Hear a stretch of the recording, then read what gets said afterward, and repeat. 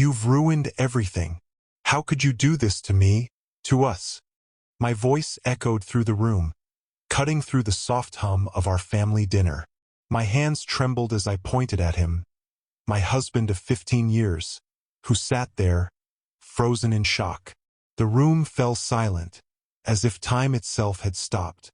Our children, wide-eyed, stared at me, unsure of what was happening. But they didn't need to know yet. This was between him and me. It had been for months, but tonight was different. Shola, please, just listen. He started, his voice faltering, but I wasn't having any of it. No, I won't listen to your lies anymore. My heart was pounding in my chest, each beat a reminder of how deeply I had been betrayed. I had always known something was off. He'd been distant, distracted, and his late nights at the office were no longer the comforting lie they used to be. But it wasn't until I found the text messages on his phone that I had the proof. His affair was no longer something I could ignore. The evidence was clear, damning even. I wasn't about to let him play the victim here. You think I don't know what you've been doing? That I don't know about her? I spat the words, venomous, as they burned in my throat.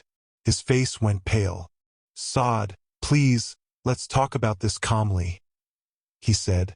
But the pleading in his eyes only fueled my anger. You think a calm conversation can fix this?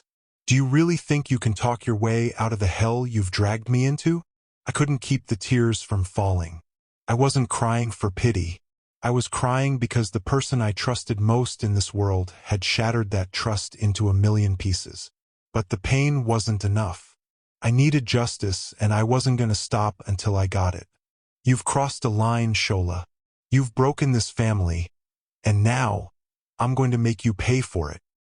Welcome to Stories by Anif. Thank you so much for your incredible support. Your likes, comments, and shares mean the world to us. Before we dive into today's heart-wrenching story, subscribe to this channel. Please drop a comment below and let us know where you're watching from. Are you tuning in from Lagos, New York, London, or somewhere else? We love connecting with our global family. Now, let me tell you about... Now, let's dive into the story.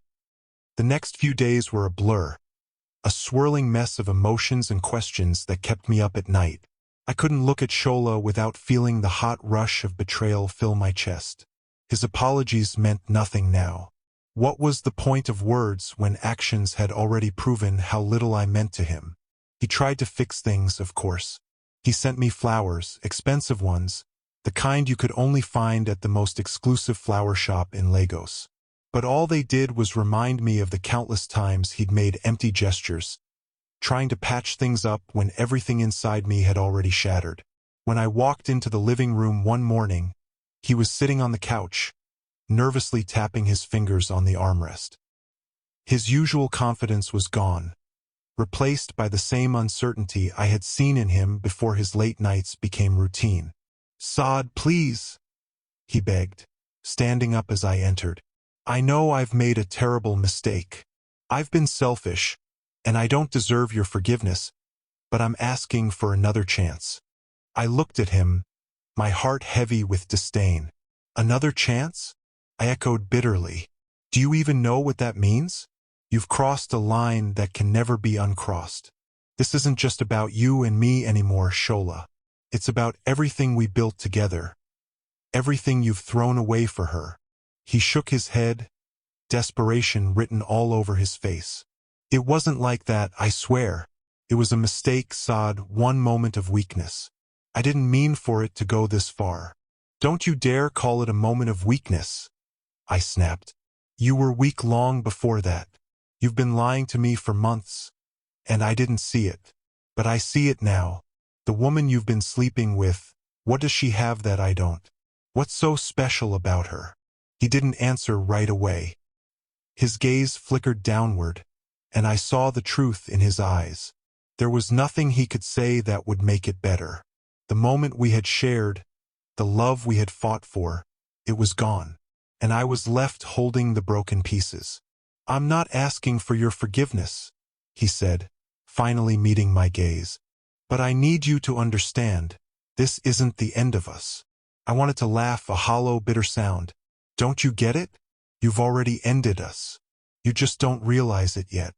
The anger that had burned inside me was now a smoldering ache, but I wasn't ready to let it go. I couldn't let it go, not without a plan. And then it happened. I found out about her, the woman who had stolen my husband's heart.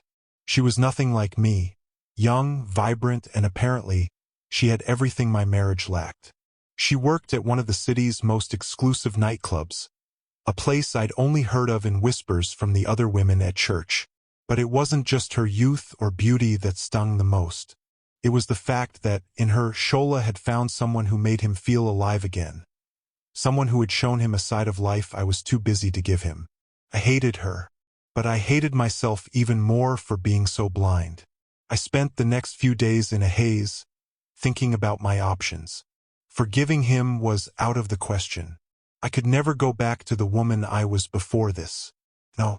If Shola thought he could get away with this, if he thought I would just forgive and forget, he was gravely mistaken. The more I thought about it, the more I realized the power I still held. He had no idea who he was messing with. I wasn't just any woman. I wasn't just a housewife, a mother. I was the daughter of a military man. My father's name still carried weight, even in this city of noise and distraction. That night, I made my decision. The next morning, I woke up with a new sense of purpose. The heartbreak that had once clouded my vision now felt like a distant ache, replaced by something sharper. Anger, yes, but also clarity. I was done playing the victim. I was done crying over someone who never valued me. And I was going to make sure Shola understood the full weight of his actions. I stood in front of the mirror, taking a long, hard look at the woman who stared back at me.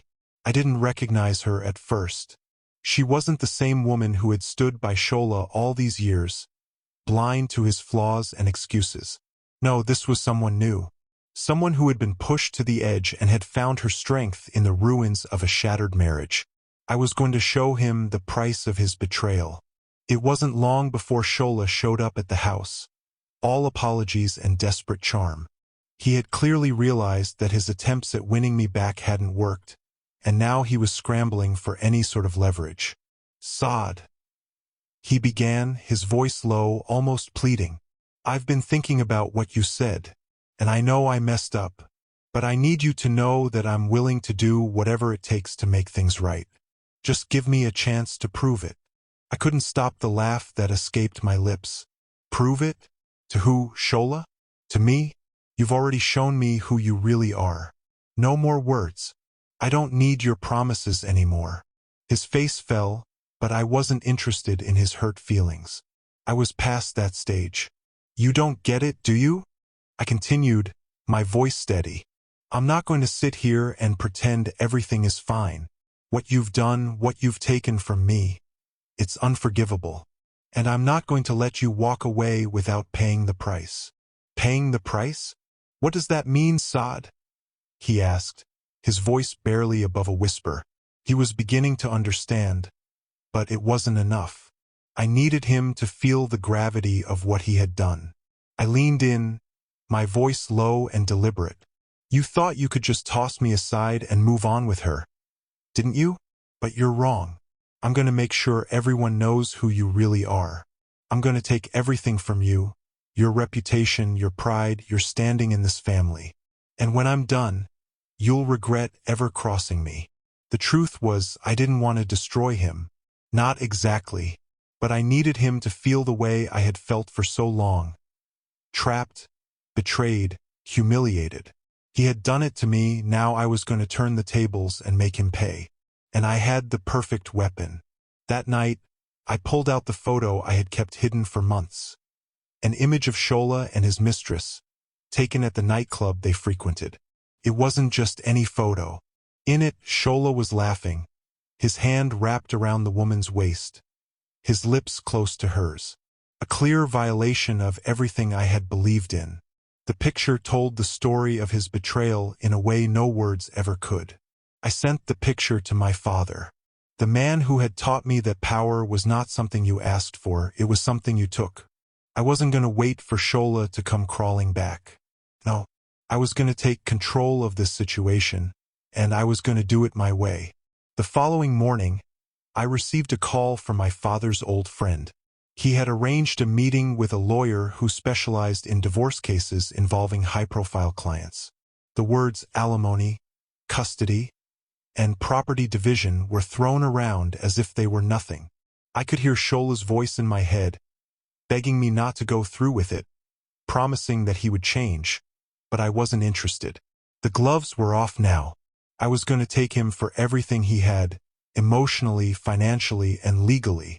As I sat at the lawyer's office, the weight of the situation hit me. This was it. I was taking the first steps towards something irreversible. The question wasn't whether I could handle it, it was whether Shola could. He had no idea what was coming. He had no idea that, just like I had once stood by him, I was now prepared to stand against him. And as I walked out of that office with my legal strategy in hand, I knew this was only the beginning. The days that followed felt like an endless stream of tactical moves, each one more deliberate than the last. I'd spent years in the background of Shola's life, silent, steady, always supporting. But now I was in the driver's seat. The reins of this marriage were in my hands, and I was going to steer it exactly where I wanted it to go. Each morning, I would wake up early, sit with my father over breakfast, and discuss the next steps. He was always calm, his expression unreadable, but I knew better than to mistake that for indifference. He had seen me in pain, but he had also seen me rise from it. And this time, I wasn't going to let anyone walk all over me. Sade, he would say, his voice low and steady. Your mother would have wanted you to stand strong. This is your battle. You don't need to apologize for fighting for your peace. What they took from you, you take back tenfold. And so I began. I used every tool I had, my father's connections, my knowledge of the city, and the indisputable fact that Shola's image was built on lies. I started with the small things, subtle reminders of who I was and what I was capable of. Shola didn't know that I had already contacted the club where his mistress worked. I was setting the stage for something bigger, something that would hit him where it hurt the most, his public image. If he thought he could throw me out like a discarded piece of trash, he was wrong. I would make sure the world knew just how dirty his hands were. I had the evidence, the photo. Now, I needed to make sure it got into the right hands. The first step was to get Shola's most trusted business partner on my side. Solomon was his right-hand man, the one who had always been around during family gatherings, the one who always pretended to care about me. I knew the man too well. Solomon had a soft spot for my family, especially my father, who had helped him out of a financial bind years ago. Solomon. I called him one afternoon, catching him outside of his office. We need to talk. It's about Shola.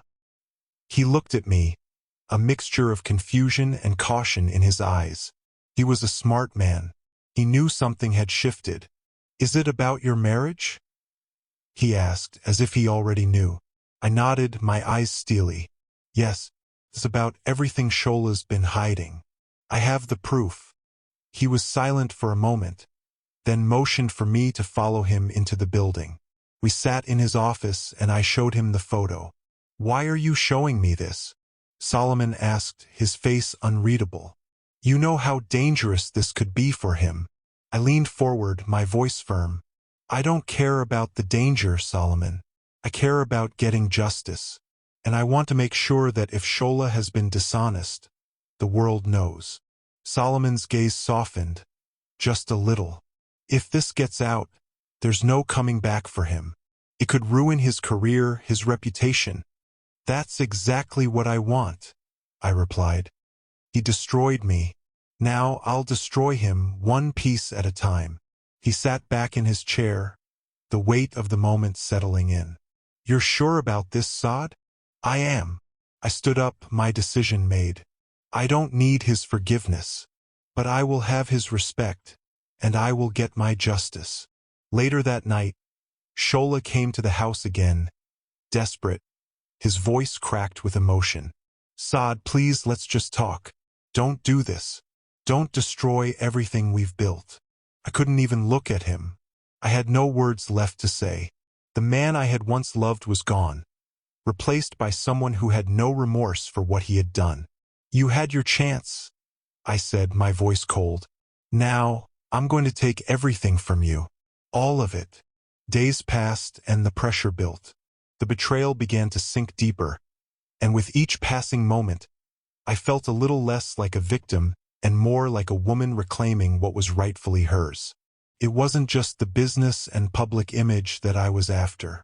It was something deeper, something more satisfying. I wanted him to feel the isolation that I had felt when I found out about his affair. I wanted him to feel powerless, as I had felt, standing alone in the middle of our family home with nothing but lies surrounding me. The moments I spent with my father, strategizing and making phone calls, gave me the resolve I needed. But there was one thing I hadn't planned for. One night, I woke up to a message that would change everything. The message was from Solomon. Sade, I've been thinking about it. I'll help you. I'll make sure this gets to the right people. But be careful. Shola's not going to let this go easily. The final warning came just in time. The message from Solomon echoed in my mind all night. Be careful. As if I needed reminding. I had already made it clear that I wasn't playing a game I wasn't willing to win. But something in those words made me pause. Shola's not going to let this go easily. I wasn't scared. Fear was for the weak, for those who still clung to their former lives, to their past loves. But I knew what Solomon was warning me about. Shola was dangerous. He didn't understand the concept of losing. Not yet. But he would. The following morning, the house felt different. The air was thick, heavy with anticipation. It wasn't just the family drama weighing me down. It was the knowledge that I was about to set something in motion that could tear everything apart. I spent the next few days preparing, organizing my evidence, and making sure that everything was in place. I knew Shola would come at me with everything he had. His charm, his sweet words, his desperation. But I had my own weapons now, and I wasn't afraid to use them. The affair wasn't just an emotional betrayal. It was a betrayal of the life we had built together. And I was going to take everything from him slowly, piece by piece. Every lie he told, every secret he kept, would come to light. No one would be able to look at him the same way ever again. I didn't need to wait long for Shola to show up at the door. He had been avoiding me, hoping I would let it slide. But I wasn't in the mood for games anymore. When I opened the door, his face was drawn, tired, like someone who had been up all night, worrying about the inevitable. Sade, he started, voice softer now, as if the anger in my eyes had taken him off guard. Can we talk? Please. I've been thinking, and I know I messed up. But I love you. I'm sorry. Let's just fix this. I folded my arms across my chest, the bitterness in my heart growing with every word he spoke. Fix this. I repeated, the words tasting like acid. How do you plan on fixing this, Shola? Do you think a few apologies can erase what you've done? Do you think you can just apologize for sleeping with another woman? For lying to me? For everything you've taken from me? He took a step forward, his voice pleading now. I made a mistake, Sade. Terrible mistake. But I'm still your husband. I still want us to be together. Please. I didn't flinch, didn't even blink. And what about her? What about the woman you've been seeing behind my back? Did you think I wouldn't find out, Shola? That I wouldn't see the lies, the deceit? His expression faltered, but he quickly regained his composure. I didn't want to hurt you. I never meant for things to get out of hand. It was a moment of weakness. But I love you, Sade. I swear. I couldn't stop the laugh that bubbled up from deep within me. Love? You don't love me, Shola. You love the idea of me, your perfect wife, the one who stood by you through everything. But the moment things got tough, you ran. You ran straight into her arms. And now you're here begging for forgiveness. I stepped back, the door still open between us, but I was already done listening. The woman who had been pleading for his forgiveness was long gone. The woman who stood here now was someone different. a woman who had learned how to take control of her own fate, no matter the cost. "You're right about one thing," I said coldly. "You made a mistake, but it's not my forgiveness you need. It's my respect. And I'm not going to give you either." I slammed the door in his face, the sound reverberating through the house. The finality of it felt good, but it didn't feel enough.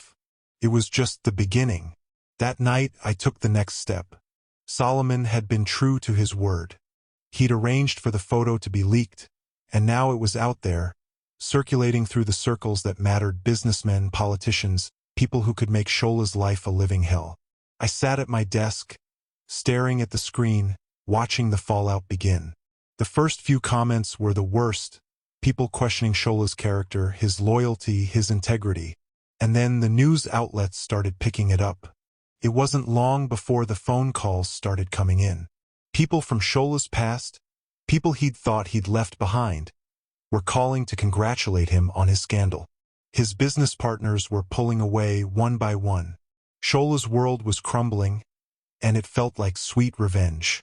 But even as I reveled in the chaos I had unleashed, there was a nagging feeling in the back of my mind. A small, insidious voice that wondered if this was enough. Was destroying Shola's reputation truly going to be enough to fill the hole he had left in my heart? No, this wasn't just about him anymore. It was about me. I had to finish this. I had to make sure that, in the end, I came out on top. And I wasn't done yet. The days after the leak were both exhilarating and draining. I watched from the sidelines as Shola's life unraveled, piece by piece. The calls, the emails, the whispers, each one a reminder that I had taken control, that I had put into motion a force so powerful it couldn't be undone. But there was a strange emptiness that came with it, an uncomfortable quiet after the storm. I expected the adrenaline to keep me going, to fuel my thirst for justice. But what was justice when it didn't fill the hole left by the years of lies, the years of betrayal? I had taken his reputation. I had taken his career. But I hadn't taken the part of him that mattered most. The part of him that had been mine. The part of him that, for all his flaws, I had once loved. The phone rang on the third morning after the photo went viral. I wasn't surprised when it was him. Shola had been calling constantly, leaving desperate, broken messages, but this time was different. This time he was asking to see me. I stared at the screen for a moment, my finger hovering over the reject button. Part of me wanted to answer. Part of me wanted to hear his voice one more time, to hear him beg for forgiveness, to hear him apologize. But I knew better than to fall for his words again. I swiped the screen, ending the call, and returned to the work I had been doing. It was time to push forward, to finish what I had started. There was no going back now. That afternoon I met with my lawyer.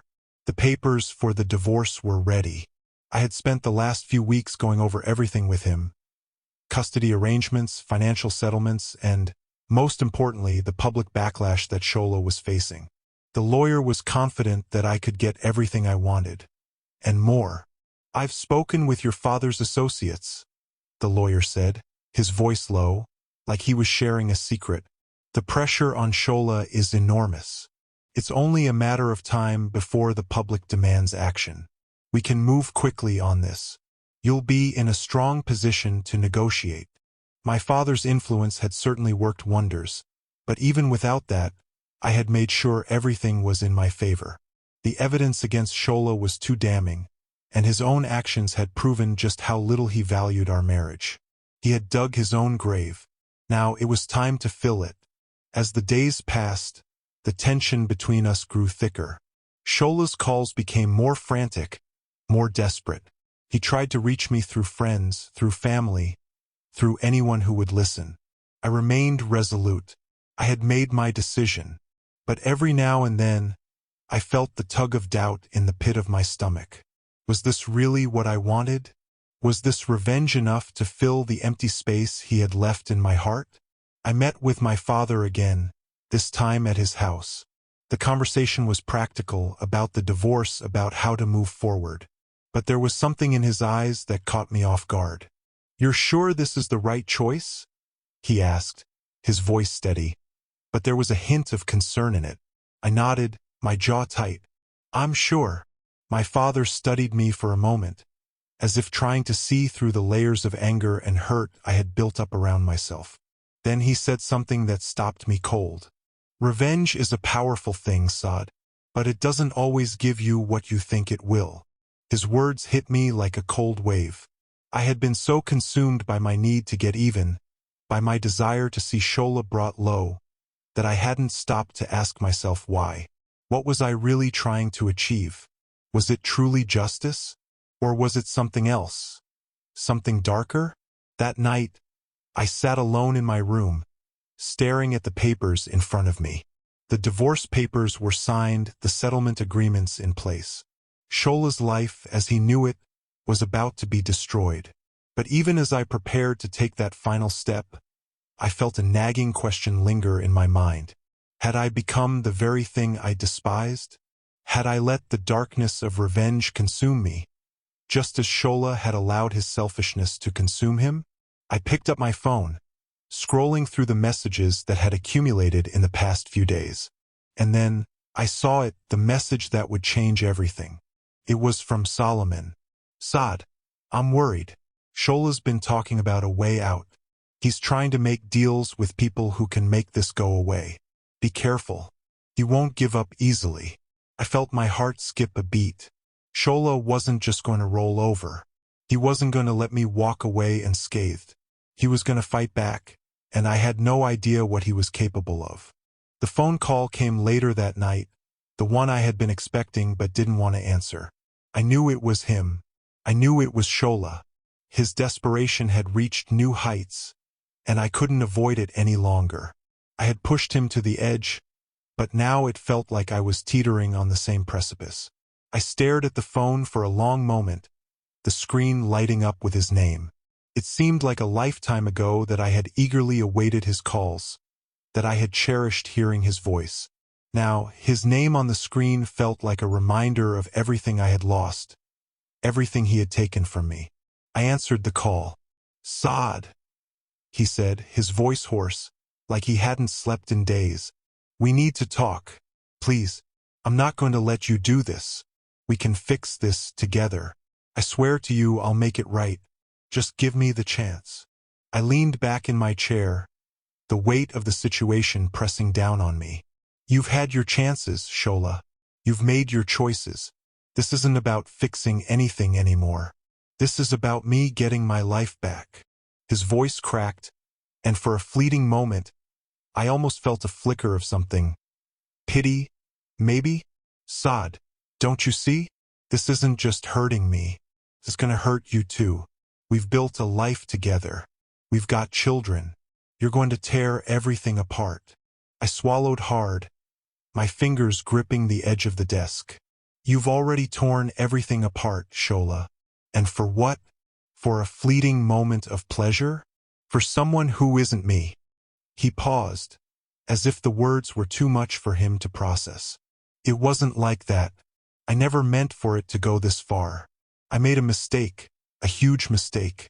But I'm asking for your forgiveness. Please." I exhaled slowly, shaking my head as the bitterness rose within me. "I don't need your forgiveness, Shola. You don't get to play the victim here. You've done this to yourself." The silence between us felt like it lasted an eternity. And when he spoke again, it was in a tone I hadn't expected, cold, calculating. "You're making a mistake," he said. "You're going to regret this." I knew what he meant. He wasn't just talking about the marriage. He was talking about the fallout, the consequences. He was threatening me. "You're not the one who's going to regret anything." I snapped back, the anger in my voice rising. "I'm done with you. This isn't about us anymore. It's about my future. And I'm going to make sure it's better than anything I ever had with you." I hung up the phone without another word, my heart racing as I sat in the quiet of my room. It was becoming clear that this wasn't just about Shola anymore. It wasn't just about revenge, it was about survival. The problem was, I wasn't sure how far I was willing to go to protect what I had started. I had crossed so many lines already, so many boundaries, that I couldn't even recognize the woman staring back at me in the mirror. Was this really who I was now? I didn't have long to dwell on my doubts. The next morning, Solomon called again. His voice was tight, urgent. Sade, you need to be careful. Shola's made some calls. He's not just sitting back and taking this anymore. He's gone to people who can stop this. He's talking about using his connections to fight back. I don't know what he's planning, but it's not good. I sat up straighter, the weight of his words sinking in. What connections? What can he do? I have everything on him, Solomon. He can't fight back. You don't understand, Solomon said, his voice low. Shola's got friends in high places, and I'm not just talking about business. He's got people who can make things disappear. You need to be on your guard. Fear lanced through me, but I couldn't afford to show it. Not now, not when I was so close to finishing what I had started.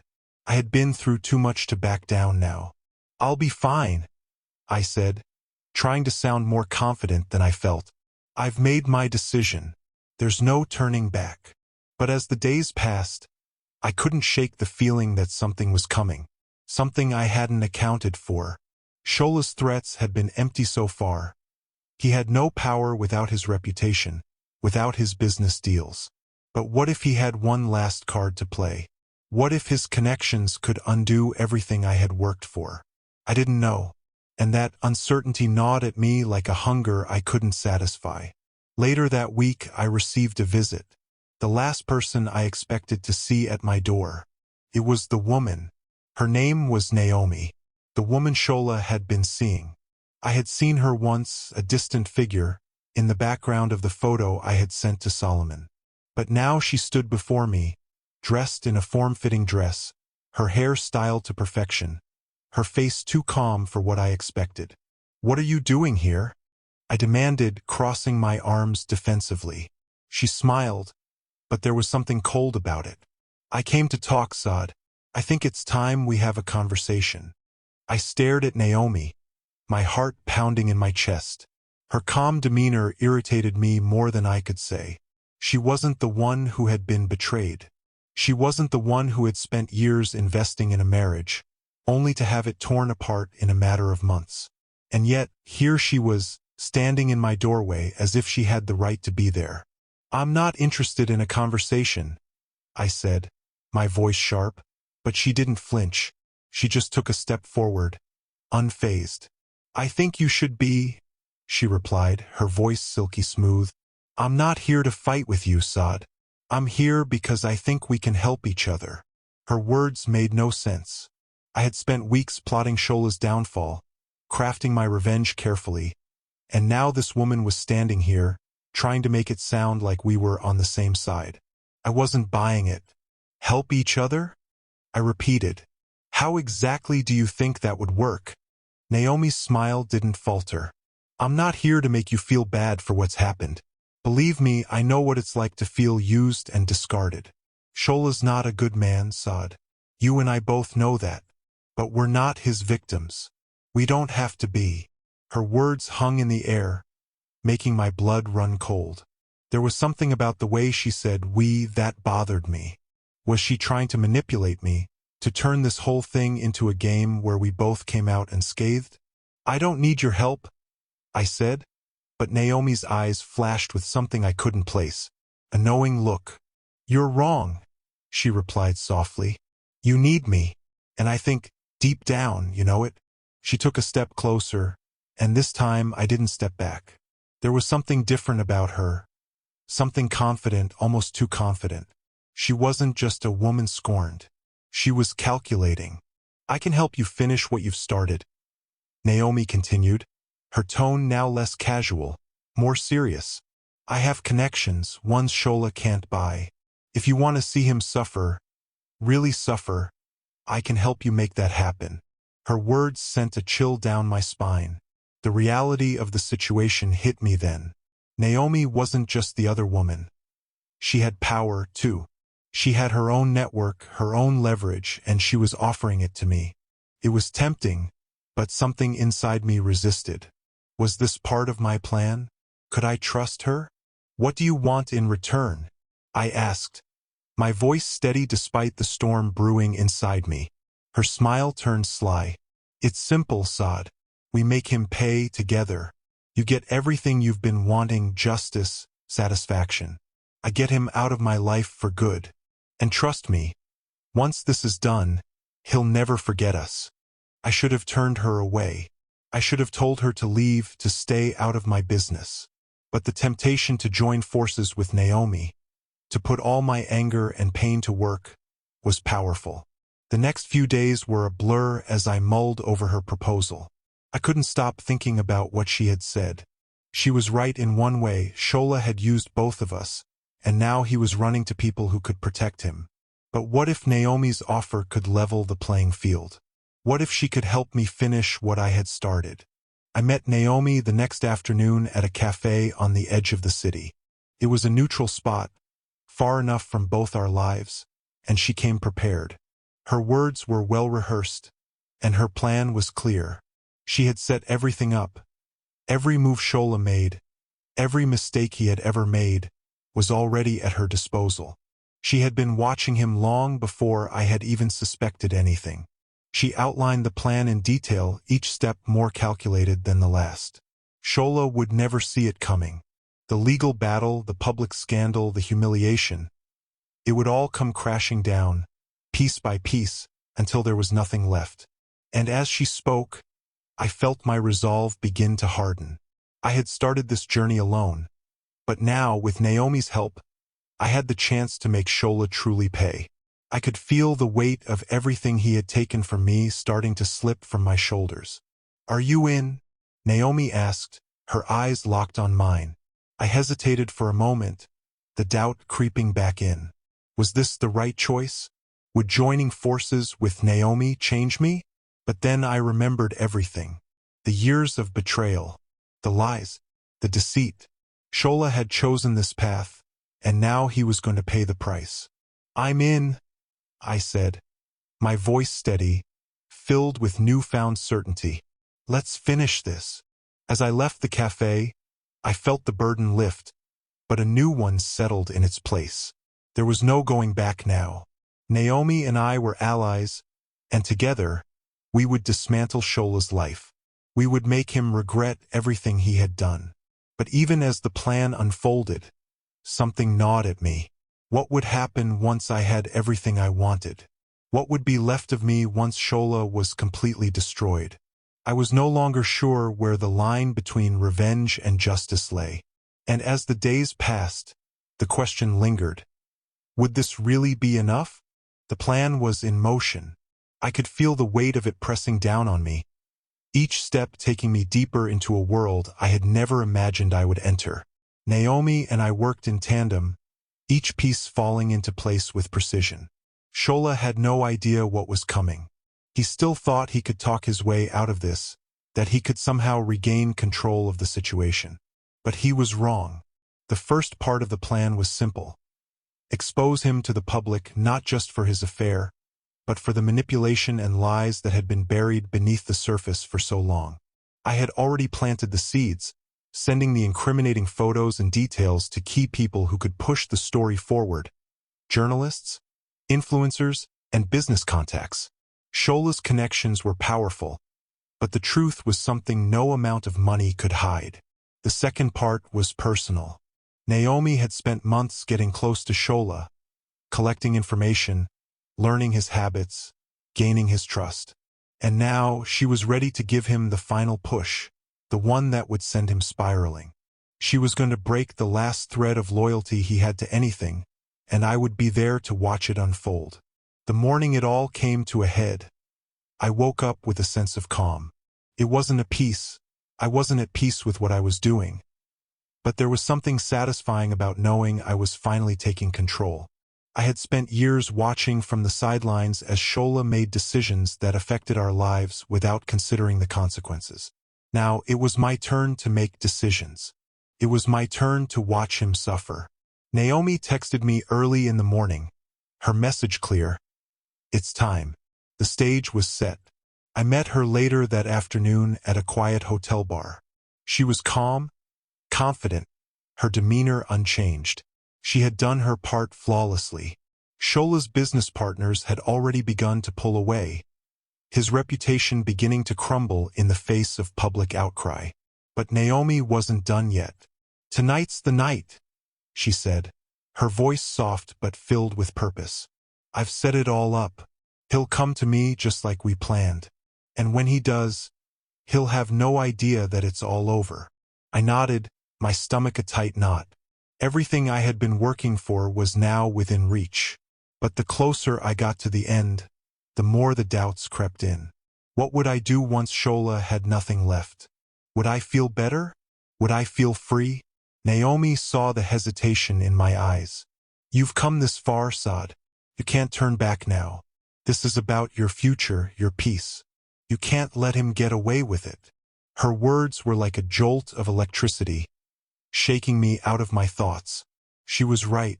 I had come too far to turn back. There was no room for doubt now. Later that evening, I sat at home, waiting. I could hear the muffled sound of Shola's car pulling into the driveway. He didn't know I was home. He didn't know that the trap was already set. I waited until I heard the door open and close, and then I made my move. I walked into the living room, where he stood, confused, searching for me. "Sade." His voice was shaky, uncertain. He looked at me as though he had expected things to go back to normal, as though nothing had changed. But everything had changed, and tonight I was going to make sure he knew it.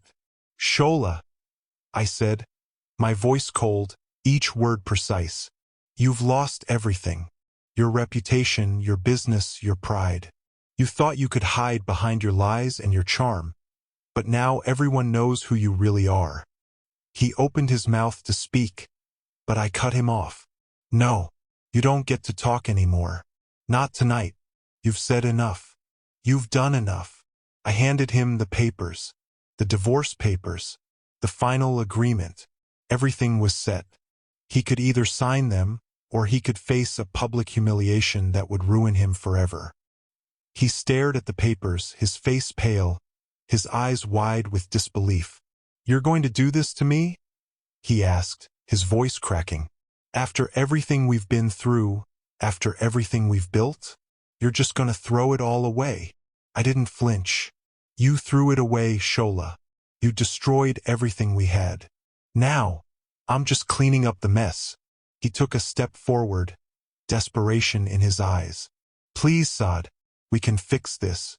We can make it work. Just give me another chance. I swear I'll change. I'll do anything." I shook my head. "It's too late for that. I'm done with you. The man I married is gone. And the man standing in front of me now? He's a stranger." It felt strange, watching him crumble in front of me, but it didn't feel like victory. It didn't feel like the freedom I had imagined. It just felt empty. Shola's face twisted in anger and frustration. "You'll regret this, Sade. You'll see. You've made a mistake you can't undo." I met his gaze, unblinking. "I've already made the hardest decision of my life. I'm not going to regret it." He left the house without a word. His shoulders slumped, defeated. I stood in the doorway for a long time, watching him disappear into the night. As the silence settled around me, I realized something that I hadn't expected. I didn't feel relief. I didn't feel the rush of satisfaction I had thought I would. Instead, I felt an overwhelming sadness, a deep ache in my chest. Had I destroyed him because I was angry, or had I done it because I was trying to fix something that could never be fixed? I wasn't sure anymore. What was left of me after all of this? The days after Shola left felt like they dragged on in slow motion. There was a hollow quietness to the house, one that seemed to echo my feelings. I had finally done it. I had torn him down, taken everything from him, just as I had planned. The divorce was final. The public fallout had begun, and there was nothing left of the man I once loved. And yet, I couldn't shake the emptiness that now filled the space he had once occupied. I had won. I had gotten my revenge. But the victory didn't taste sweet. It was bitter, tainted by the realization that in destroying Shola, I had also destroyed a part of myself. I spent the first few days after his departure in a haze, not knowing what to do with myself. My house felt too big, too quiet. The children were away with their aunt, and I had nothing but time to think. Time to reflect. I couldn't escape the questions that plagued me. Was this enough? I had made him pay, but what did it really matter? Was it worth it to have seen him broken, humiliated? Would I feel better once the dust settled? Once he was completely out of my life? I didn't know. The phone rang one afternoon, pulling me out of my thoughts. It was Naomi. I had kept in touch with her, but I hadn't spoken to her since the plan had played out. I wasn't sure how I felt about her anymore. She had helped me, yes, but there was something unsettling about how easily she had slid into the role of co-conspirator. She had been just as calculated as Shola, just as ruthless. But now I wasn't sure where I stood with her. I answered the call, my voice wary. "Naomi." "Sade," she said, her tone surprisingly soft. "How are you holding up?" I didn't answer right away. How was I holding up? I wasn't sure I even knew anymore. "I'm okay," I said finally, though the words felt hollow. "It's over now." She paused before speaking again, her voice more serious. "It is, and I'm glad we did it. But, Sade, I need to be honest with you. I didn't just help you for you. I had my reasons, too." The words sent a shiver down my spine. "What do you mean?" Naomi's voice dropped lower. "Shola's not the only one who's been hiding things. There are people, important people, who know what happened. People who might be able to turn things around for him. I've been getting some calls. Things aren't over yet." I felt a rush of panic. "What do you mean? How can it not be over? I've taken everything from him. It's done." She didn't answer right away, and I could hear the hesitation in her voice. "I think you need to prepare yourself, Sade. Shola might have lost everything, but he's got something left. Something that could come back to bite you." The fear crept in slowly, like a shadow stretching across my mind. The same questions I had been running from came rushing back. Was I truly done with Shola? Was I really free from his hold on my life? Or had I just stepped into a deeper, more dangerous game? I couldn't ignore Naomi's words. She was right about one thing: Shola wasn't the kind of man who would go down without a fight. Even if his empire had crumbled, even if his public life was shattered, he still had the power to hurt me. I was no longer sure who the real enemy was. Was it Shola? Or had I become my own worst enemy in the pursuit of revenge? That night, I sat in the dark, staring out the window at the city below. The streets were busy, full of people living their lives, unaware of the war I had just waged.